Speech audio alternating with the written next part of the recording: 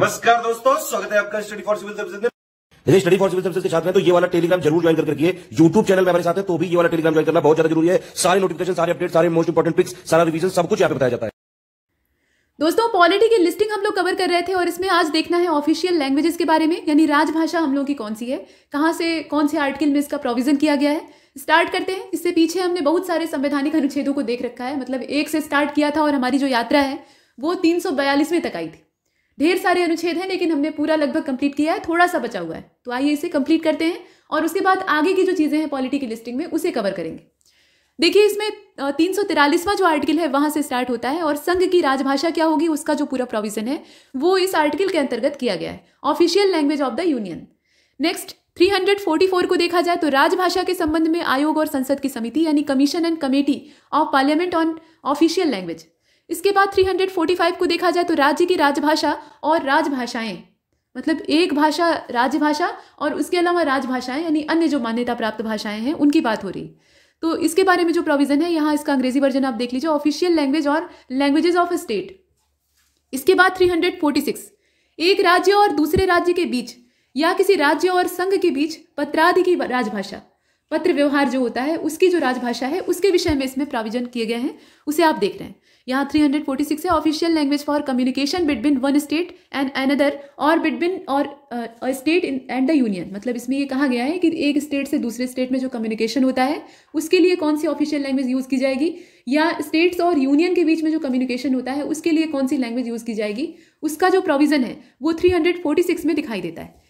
इसके बाद नेक्स्ट 347 को यहाँ देख लेते हैं। माफ कीजिएगा, ये 346 था, अभी इसके बाद देखना है 347 को। 346 में हमने क्या देखा, हमने ये देखा कि वहाँ पर पत्राचार की भाषा, पत्राचार की जो ऑफिशियल लैंग्वेज है वो क्या होगी, उसका जो प्रोविजन है वो दिया हुआ था। 347 या 347 जो है वो यहाँ पे है। ठीक, यहाँ से देखिएगा, किसी राज्य की जनसंख्या के किसी अनुभाग द्वारा बोली जाने वाली भाषा के संबंध में स्पेशल प्रोविजन या विशेष उपबंध। इसका जो अंग्रेजी वर्जन है वो यहाँ पे दिया हुआ है, special provision relating to language spoken by section of a population of a state. उसके बाद नेक्स्ट 348 उच्चतम न्यायालय और उच्च न्यायालयों में अधिनियमों, विधेयकों आदि के लिए प्रयोग की जाने वाली भाषा यानी language to be use in supreme court and in the high court and for act bill etcetera. मतलब जो कानूनी भाषा है वो कौन सी होनी चाहिए। इसके बाद 349 की ओर चलते हैं तो 349 में आप देख लीजिए भाषा से संबंधित कुछ विधियों का यहाँ पे जिक्र किया गया है। कुछ विधियां अधिनियमित करने के लिए विशेष प्रक्रिया जो है उसका प्रोविजन यहाँ पर दिखाई देता है। यह है 349वां अनुच्छेद और इसका जो अंग्रेजी वर्जन है वो यहाँ पे है, special procedure for enactment of certain laws relating to language, यहाँ देखिएगा। उसके बाद 350 यानी 350 नंबर का जो अनुच्छेद है इसमें आप देख लीजिए कहा गया है कि व्यथा के निवारण के लिए अभ्यावेदन में प्रयोग की जाने वाली भाषा यानी language to be use in representation for redress of grievance, यहाँ आप देख लीजिएगा 350वां। उसके बाद 350 के बाद 350 क है या 350A आप कह सकते हैं। तो इसमें कौन से प्रोविजन है, इसमें यह कहा गया कि facilities for instruction in mother tongue eight primary stage यानी प्राथमिक स्तर पर मातृभाषा में शिक्षा की सुविधाएं, ये वाला जो प्रोविजन है अभी जो तत्कालीन शिक्षा नीति है उसमें इसका प्रावधान आप फिर से देख चुके होंगे। इसके बाद 350 ख को देखेंगे तो भाषाई अल्पसंख्यक वर्गों के लिए विशेष अधिकारी यानी special officer for linguistic minorities, भाषा के आधार पर जो अल्पसंख्यक हैं। अल्पसंख्यक निर्धारित करने के भी कई सारे मानदंड होते हैं। आमतौर पर जब माइनॉरिटीज़ की बात आती है तो उसमें हमें ये लगता है कि भाई रिलीजियस बेसिस पर ही होगा, लेकिन कास्ट बेसिस पर हो सकता है, ट्राइब या लैंग्वेज जो मदर टंग है उसकी बेसिस पर हो सकता है। इसके बाद देखिए 351, तो 351 को आप देखें तो इसमें हिंदी भाषा के लिए या हिंदी भाषा का जो विकास है, बुरी स्थिति है हिंदी की, इसमें कोई डाउट नहीं है, तो उसके विकास के लिए इसमें निर्देश दिए हुए हैं। मतलब यहाँ आप देख लीजिए directive for development of Hindi language. यहाँ तक हमने भाषा के बारे में देखा, राजभाषा कौन सी होगी उसके लिए कौन से प्रावधान है। अब 352 से स्टार्ट होगा, आप जानते हैं क्या स्टार्ट होगा, इमरजेंसी यानी आपातकालीन जो प्रावधान है उसके बारे में हम देखेंगे। तो 352 की अगर बात की जाए तो इसी को हम लोग नेशनल इमरजेंसी के तौर पे देखते हैं, राष्ट्रीय आपातकाल। तो इसमें आपातकाल की उद्घोषणा होती है। यहाँ आप देख सकते हैं जो 352वां अनुच्छेद है वो दे रखा है, प्रोक्लेमिनेशन ऑफ इमरजेंसी, नेशनल इमरजेंसी की बात हो रही है। 353 को देखें तो आपातकाल की जो उद्घोषणा है वो तो हो गई, प्रोक्लेमिनेशन हो गया, लेकिन उसका इफेक्ट क्या होता है, तो इफेक्ट के बारे में ये नीचे दिया हुआ है 353 में, यानी आर्टिकल नंबर 353 में ये कहा गया कि इफेक्ट ऑफ प्रोक्लेमिनेशन ऑफ इमरजेंसी। इसके बाद 354 को देख लीजिए, 354 जब आपातकालीन उद्घोषणा या आपातकाल की उद्घोषणा प्रवर्तन में है यानी अभी चल रही है, लागू है, तो उस समय राजस्वों के वितरण संबंधी उपबंधों का लागू होना, यानी application of provision relating to distribution of revenue while a proclamation of emergency is in operation, यहां आप देख रहे हैं। इसके बाद 355 को देखते हैं, तो बाह्य आक्रमण और आंतरिक अशांति से राज्य की संरक्षा करने का संघ का जो कर्तव्य है उसके बारे में हम लोग देखते हैं। ये 355वां है, duty of union to protect state against external aggression and internal disturbance. असल में इमरजेंसी लगाने का मेन प्रोविजन या मेन जो पर्पज है वो क्या होता है? अशांति या जो अव्यवस्था फैल गई है उसको दूर करना। इसमें कई सारी टर्म कंडीशन होती है, तो उसको ओवरऑल यहाँ पे कहा जा रहा है। तो उस अव्यवस्था को अगर हम दूर नहीं कर पा रहे हैं तो फिर इमरजेंसी का क्या फायदा? तो उसी के संबंध में इतने सारे प्रोविजन दे रखे हैं।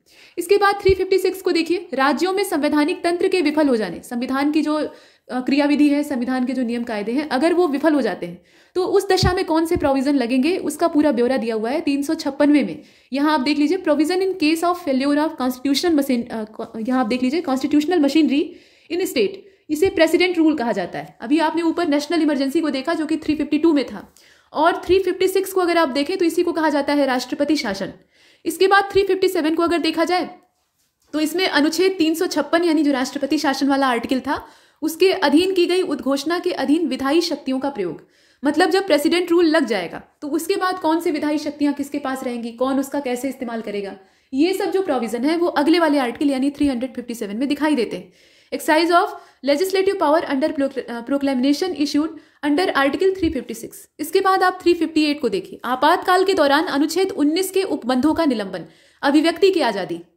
ये जो आज़ादी है ये हमें आर्टिकल नंबर 19 से प्राप्त होती है जो कि एक फंडामेंटल राइट है। अब उसमें से कुछ जो फंडामेंटल राइट्स हैं उनको छोड़कर बाकी सभी जो है वो आपातकाल की स्थिति में या संकटकालीन जो ये परिस्थितियां होती हैं इसमें निलंबित हो जाते हैं। तो उनका जो पूरा प्रावधान है वो दिया हुआ है। Suspension of provision of article 19 during emergencies. 359 को देखें तो आपातकाल के दौरान भाग 3 के द्वारा प्रदत्त अधिकारों के प्रवर्तन का निलंबन, मतलब suspension of enforcement of fundamental rights during emergencies, 359 की बात हो रही है। उसके बाद आप देखें 359A या 359 का, इसमें यह कहा गया कि इस भाग का पंजाब राज्य पर लागू होना। तो ये जो है एक क्षेत्र विशेष को इसमें दर्शाया गया है और ये रिपेल्ड है, मतलब ये निरस्त है, जो पूरा प्रोविजन है उसके बारे में कहा जा रहा है। और वित्तीय आपातकाल के बारे में जो उपबंध है या प्रोविजन है वो अंतिम वाले में आप देख रहे हैं 360वें में, आर्टिकल नंबर 360 में provision as to financial emergency का पूरा जो प्रावधान है वो किया गया है।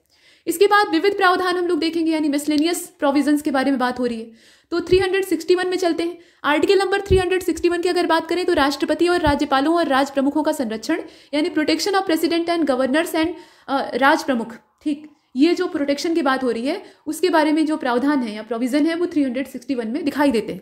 361 क को देख लेते हैं, या 361A की बात हो रही है, protection of publication of proceedings of parliament and state legislature. कहने का मतलब यह है कि संसद और राज्यों के विधानमंडलों की कार्यवाहियों के प्रकाशन का संरक्षण। इसके बाद 361B या 361 ख को देखा जाए अनुच्छेद के तौर पे, तो लाभप्रद राजनैतिक पद पर नियुक्ति के लिए निरर्हता। निरर्हता का मतलब क्या होता है? डिस्क्वालिफिकेशन की बात हो रही है, मतलब कैसे अयोग्य घोषित किया जाएगा उसका जो पूरा प्रावधान है वो इसमें दिया हुआ है। मतलब इसमें कहा गया है डिस्क्वालिफिकेशन फॉर अपॉइंटमेंट, यहां देख लीजिएगा, appointment on remunerative political post. इसके बाद आगे चलते हैं, 362 को देख लेते हैं। तो अनुच्छेद 362 ये रिपेल्ड है वैसे, लेकिन देखने के लिए आवश्यकता है इसकी। तो भारतीय राज्य के शासकों के अधिकार और विशेषाधिकार का जो पूरा प्रोविजन है वो इसमें दिया हुआ है, यानी rights and privileges of rule, यहाँ रूल्स ऑफ इंडियन स्टेट, ये रिपेल्ड है। इसके बाद आगे चलते हैं, यहां तक हमने देखा। जो 363 है उसमें कहा गया कि bar to interference by court in dispute arising out the, यहाँ देखिएगा, arising out of the certain treaties agreement etcetera. कहने का मतलब यह है कि कुछ संधियों, करारों आदि से उत्पन्न विवादों में न्यायालयों के हस्तक्षेप का वर्जन, मतलब उसे यहाँ पे रेस्ट्रिक्टेड किया गया है। तो उसका जो प्रोविजन है वो हम लोग देखते हैं 363वें अनुच्छेद में। 363 क को देखा जाए या 363A की बात करें तो देशी राज्यों के शासकों को दी गई मान्यता की समाप्ति और निजी उपाधियों का अंत। हालांकि उपाधियों के अंत के बारे में हमने फंडामेंटल राइट्स में भी देखा था, लेकिन यहाँ एक बार फिर से दूसरे ढंग से हमें दिखाई दे रहा है। तो 363A की अगर बात करें यहाँ पे, तो यहाँ आप देख लीजिए, recognition granted to rules of Indian state to cease and privy purse to be abolished. जो प्रीवी पर्स है उसको क्या किया जाएगा? एबॉलिश्ड कर दिया जाएगा। उसका जो प्रोविजन है वो हमें दिखाई देता है 363A में। इसके बाद 364 की बात करें तो महापत्तनों और विमान क्षेत्रों के बारे में जो स्पेशल प्रोविजन है वो यहाँ पर दिखाई देते हैं, मतलब special provision as to major ports and aerodromes. इसके बाद 365 की बात करते हैं। 365वां अनुच्छेद। 365वें अनुच्छेद में संघ के द्वारा दिए गए निर्देशों का अनुपालन करने में या उनको प्रभावी करने में असफलता का प्रभाव, यानी effect of failure to comply with or to give effect to or direction given by union, मतलब प्रेसिडेंट रूल के संबंध में जो प्रोविजन है वो यहाँ पर एक बार फिर से हमें दिखाई दे रहा है। इसके बाद 366 की बात करें तो उसमें कुछ सारी परिभाषाएं दी हुई हैं। जैसे होता यह है ना कि कुछ सारे अनुच्छेद दिए रहते हैं, मतलब कुछ जैसे आर्टिकल है तो उसमें प्रोविजन दिए रहते हैं। अब उसमें जो वर्ड मीनिंग है वो कहीं दी नहीं है, उसका एक्सप्लेनेशन दिया है लेकिन अलग से उसके बारे में प्रावधान नहीं है। तो कहीं कहीं क्या करते हैं कि कुछ आर्टिकल इस नाम से बना देते हैं कि भाई वो डिफिनीशन है, वहाँ पर जितने भी पॉलिटी से रिलेटेड या पीछे वाले जितने आर्टिकल्स हैं उनसे रिलेटेड टफ वर्ड हैं उनको एक साथ उनका अर्थ बता दिया जाता है डिफिनीशन के तौर पे। तो यहाँ वही डिफिनीशन है 366 में। और 367 को अगर देखा जाए तो इसमें इंटरप्रिटेशन की बात हो रही है, यानी निर्वहन की बात करते हैं, माफ कीजिएगा निर्वचन की बात करते हैं। इसके बाद संविधान में संशोधन की प्रक्रिया ये कौन से देश के संविधान से हमने बोरो की है, जरा सा ये कमेंट बॉक्स में बताइएगा। अब यहाँ देखिए सरल प्रश्न है, बहुत आराम से आप आंसर दे सकते हैं। तो संविधान में संशोधन की अगर बात करें यानी अमेंडमेंट ऑफ द कॉन्स्टिट्यूशन, हमारे जो संविधान निर्माता थे उन्होंने बहुत सोच विचार कर संविधान को बनाया। लंबा समय लगा, 2 वर्ष 11 महीने 18 दिन, वो तो गिनती के दिन थे। और उससे न जाने कितने पीछे से ये प्रक्रिया चल रही, लगातार प्रयास चल रहे थे, अंत में ये सार्थक होता है। तो संविधान को बनाने में इतना लंबा वक्त लगा है तो ये ऐसे ही नहीं लगा, इसमें बहुत सारे प्रावधान और बहुत सोच विचार की चीज़ों को शामिल किया गया है। लेकिन उसके बावजूद एक रास्ता खोल कर रखा गया है कि समय आने पर, समय बदलने के साथ साथ ये जो नियम है ये पुराने पड़ेंगे, तो इसमें आवश्यकता अनुसार अमेंडमेंट किया जा सके। और अमेंडमेंट भी कैसा हो, वो संविधान की मूल संरचना के साथ छेड़छाड़ करने वाला नहीं होना चाहिए। तो सोच लीजिए कि कितनी बैलेंस जो सोच है वो उनकी रही होगी। और सारे वकील ही थे, वकील और बैरिस्टर संविधान को बनाने वाले। तो इस प्रकार के जो बुद्धिजीवी लोग थे वो अच्छे दिमाग वाले तो होते ही हैं। अब देखिए इसके बाद 368 की बात करें यानी 368वें अनुच्छेद की, तो इसमें संविधान का संशोधन करने की संसद की शक्ति और उसके लिए कौन सा प्रोसेस होगा वो सारा जो प्रोविजन है वो दिया हुआ है। मतलब सोच लीजिए कौन संशोधन कर सकता है और उसके लिए क्या प्रक्रिया अपनाएगा, यहाँ तक बता दिया गया है। और यहाँ देखिएगा 368 power of parliament to amend the constitution and procedure therefor. इसके बाद नीचे देखें आप temporary, transitional and special provisions के बारे में उल्लेख किया गया है। तो ये आर्टिकल नंबर 369 से स्टार्ट होता है और काफ़ी लंबा खिंचा है, एक एक करके देखते हैं। तो इसमें अगर आप देखें तो राज्य सूची के कुछ विषयों के संबंध में विधि बनाने की संसद की जो शक्ति है, और ये अस्थायी शक्ति है, मतलब ये स्थायी नहीं है, ऐसा नहीं कि हमेशा कर सकते हैं। तो इस प्रकार अस्थायी शक्ति मानो वे संवर्ती सूची के विषय में हो, मतलब temporary power to parliament to make law with respect to certain matter in state list as if they were matter in concurrent list. इसके बाद आगे चलते हैं, ये 369वां था। 370वें को देखें तो जम्मू कश्मीर राज्य के बारे में जो अस्थायी उपबंध थे वो दिए हुए थे। तो उस समय वो राज्य था और उसके लिए स्पेशल प्रोविजन थे, लेकिन बाद में क्या हुआ, इसकी कुछ धाराओं को छोड़कर बाकी को निरस्त कर दिया गया। और वर्तमान में जम्मू कश्मीर जो राज्य था उसके 2 हिस्से यानी लद्दाख एक यूटी और दूसरा जम्मू कश्मीर यूटी बन गया। और इस प्रकार से जो स्पेशल प्रोविजन और वहाँ पे एक विशेष प्रकार का माहौल बना के रखा हुआ था उसको समाप्त कर दिया गया। तो यहाँ देखा जाए तो 370वां जो है उसके बारे में आपको दिखाई दे रहा है। टेम्पररी प्रोविजन ये थे with respect to the state of Jammu and Kashmir. इसके बाद 371वें को देखते हैं तो महाराष्ट्र और गुजरात राज्यों के संबंध में विशेष उपबंध इसमें दिए हुए हैं, special provision with respect to the state of Maharashtra and Gujarat. इसके बाद इसमें राज्य संबंधी विशेष उपबंध आपको लगातार दिखाई देंगे जितने हैं। तो 371 ख को देख लेते हैं, असम राज्य के बारे में इसमें स्पेशल प्रोविजन है। उससे पहले 371 क में आपने नागालैंड के बारे में जो स्पेशल प्रोविजन थे उनको देखा। इसके बाद 371 ग को देखा जाए तो मणिपुर राज्य के बारे में यानी 371 यहाँ पर आप देख सकते हैं सी वाले की बात हो रही है। ठीक, थोड़ा सा ऊपर नीचे है, मणिपुर वाला यहाँ दिया है और इसका जो अंग्रेजी वर्जन है वो यहाँ पर दे रखा है, special provision with respect to the state of Manipur. उसके बाद 371 डी को देखा जाए तो special provision with respect to the state of Andhra Pradesh और स्टेट ऑफ तेलंगाना। मतलब जब संविधान बना तो उस समय आंध्र प्रदेश ही था, भाषाई आधार पर सबसे पहले यही राज्य अलग होता है और भाषाई आधार पर इसी का विभाजन भी बाद में होता है, तो बाद में तेलंगाना इससे अलग हो जाता है। तो वो चीज़ें स्पेशल प्रोविजन इसमें दिखाई देते हैं। उसके बाद 371 ई को देखा जाए, यहाँ पे आप देख रहे हैं और यहाँ पे आप देख लीजिए, तो इसमें दिया हुआ है एस्टेब्लिशमेंट ऑफ सेंट्रल यूनिवर्सिटी इन आंध्र प्रदेश, यानी आंध्र प्रदेश में केंद्रीय विश्वविद्यालय की स्थापना। इसके बाद 371 एफ को देखा जाए तो special provision with respect to the state of Sikkim, Sikkim राज्य के लिए विशेष उपबंधों की बात की गई है। उसी प्रकार से special provision with respect to the state of Mizoram, मतलब मिजोरम राज्य के लिए जो विशेष उपबंध है उनकी बात हो रही है। क्रम से यहाँ हिंदी वाले में भी चल रहा है। यहाँ देखिए special provision with respect to the state of Arunachal Pradesh. Arunachal Pradesh के लिए विशेष उपबंध। पूर्वोत्तर के राज्यों को जोड़े रखना ही अपने आप में चैलेंजिंग है सरकार इसके लिए, और संविधान खुद इसके लिए बहुत सारे प्रयास करता है। इसके बाद 371H को देखते हैं तो इसमें स्पेशल प्रोविजन दे रखे हैं with respect to the state of Arunachal Pradesh, यहाँ नीचे था, और उसके नीचे यहाँ पे देखिएगा 371I, थोड़ा सा इसे ऊपर कर लेते हैं। अब देखिए तो 371I इसमें special provision with respect to state of Goa. इसके बाद 371J special provision with respect to state of Karnataka. 372 की अगर बात करें तो अब स्पेशल प्रोविजन का जो सिलसिला है वो समाप्त होता है और यहाँ से फिर नई बात शुरू होती है। तो 372वां जो आर्टिकल है उसमें क्या कहा गया? उसमें कहा गया कि विद्यमान विधियों पर प्रवृत्त रहना या प्रवृत्त बने रहना और उनका अनुकूलन, ये जो प्रोविजन है वो 372वें में दिखाई देता है। यानी आप देख रहे हैं continuance in force of existing law and their adaptation की बात हो रही है। उसके बाद 372 क या 372A को आप क्या इसमें देख सकते हैं, विधियों का अनुकूलन करने की राष्ट्रपति की शक्ति, मतलब विधियों को अनुकूलित करने का जो राष्ट्रपति का यहाँ पे पावर होता है उसके बारे में दिया हुआ है। यहाँ आप देख रहे हैं power of president to adopt laws. इसके बाद next 373 power of president to make order in respect of person under preventive detention in certain cases. कहने का मतलब ये है, यहाँ देखिएगा निवारक निरोध में रखे गए जो व्यक्ति होते हैं, प्रिवेंटिव डिटेंशन की बात हो रही है, तो निवारक निरोध में रखे गए व्यक्तियों के संबंध में कुछ दशाओं में आदेश जारी करने की प्रेसिडेंट की पावर यानी राष्ट्रपति की शक्ति। 373 तक हमने कवर किया है। उसके बाद 374 को देखते हैं, यहाँ पे है, और इसमें प्रोविजन एज टू जजेस of federal court and proceeding pending in the federal court और before his majesty in council. कहने का मतलब ये है, यहाँ आप देख लीजिए संघीय न्यायालय के जो न्यायाधीश होते हैं, फेडरल कोर्ट के जो जजेस होते हैं, और संघीय न्यायालय या जो परिषद हिज मैजेस्टी होता है उसके समक्ष लंबित कार्यवाहियों के बारे में जो उपबंध है, मतलब कार्यवाहियां अगर लंबित हो रही है तो उसके बारे में जो प्रोविजन है वो यहाँ पर दे रखे हैं। और 375 की अगर बात करें तो संविधान के उपबंधों के अधीन रहते हुए न्यायालयों, प्राधिकारियों और अधिकारियों का कृत्य करते रहना, ये वाला जो प्रोविजन है उसे हम देख रहे हैं 375 में। यहाँ आप देख लीजिए court authorities and officers to continue the functions subject to provision of constitution.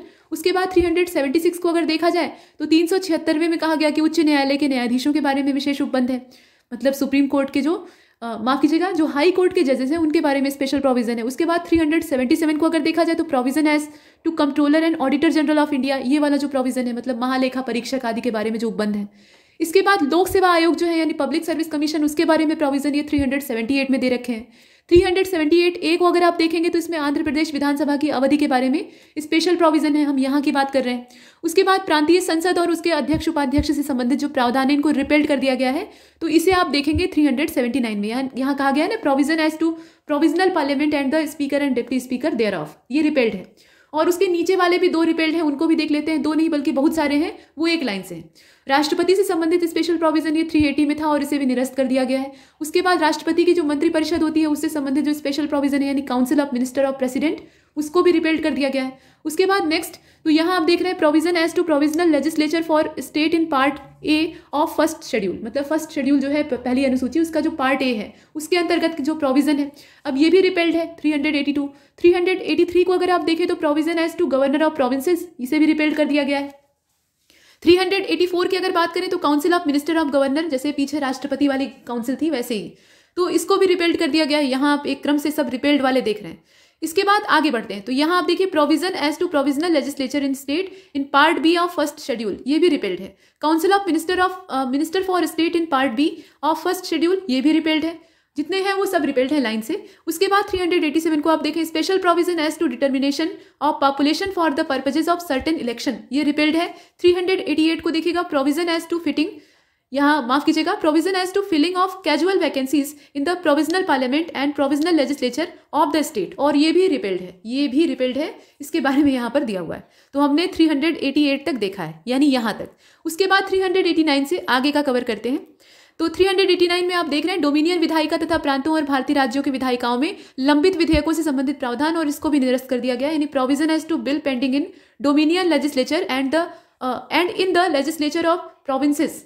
और उसके बाद बाकी हिस्सा नीचे है उसको देख लेते हैं इन इंडियन स्टेट, और ये भी रिपेल्ड है। 390 को अगर देखा जाए तो मनी रिसीव और राइज और expenditure incurred between the commencement of the constitution and the 31st day of March 1950, मतलब यहाँ पे जो 31 मार्च 1950 की डेट है उसका जिक्र किया गया और ये भी रिपेल्ड है। 391 की अगर बात करें तो power of president to amend the first and fourth schedule in certain contingencies, मतलब यहाँ पे कुछ जो विशेष परिस्थितियां होती हैं उसमें प्रेसिडेंट के पास ये पावर है कि वो फर्स्ट और जो फोर्थ शेड्यूल है उसमें अमेंडमेंट कर सकता है, लेकिन इसको भी रिपेल कर दिया गया है। और लास्ट में है 392, उसमें कहा गया कि power of president to remove difficulties. इसके बाद अब देखिए इसमें कुछ बचे हुए हैं, मतलब संविधान की जो मूल संरचना थी उसमें 395 टोटल आर्टिकल थे, बाद में जुड़ते गए हैं तो जुड़ने की बात नहीं है। जो नए जुड़े हैं उसको अगर देखा जाए तो पूरा हम अमेंडमेंट वाले हिस्से में कवर करेंगे। यहाँ पर हम पहले जो सारे आर्टिकल थे उनको देख रहे थे, तो 393 से लेकर 395 तक अगर पूरे आर्टिकल देखे जाएं जो बचे हुए हैं, इसमें संक्षिप्त नाम यानी शॉर्ट टाइटल्स के बारे में जो उल्लेख है वो 393 में है। 394 की अगर बात की जाए तो इसमें जो कमेंसमेंट है उसके बारे में पूरा ब्यौरा दिया हुआ है। 394A या 394 क की अगर बात करें तो इसमें authoritative text in Hindi language, कहने का मतलब ये है कि हिंदी भाषा में जो प्राधिकृत पाठ हैं वो दे रखे हैं।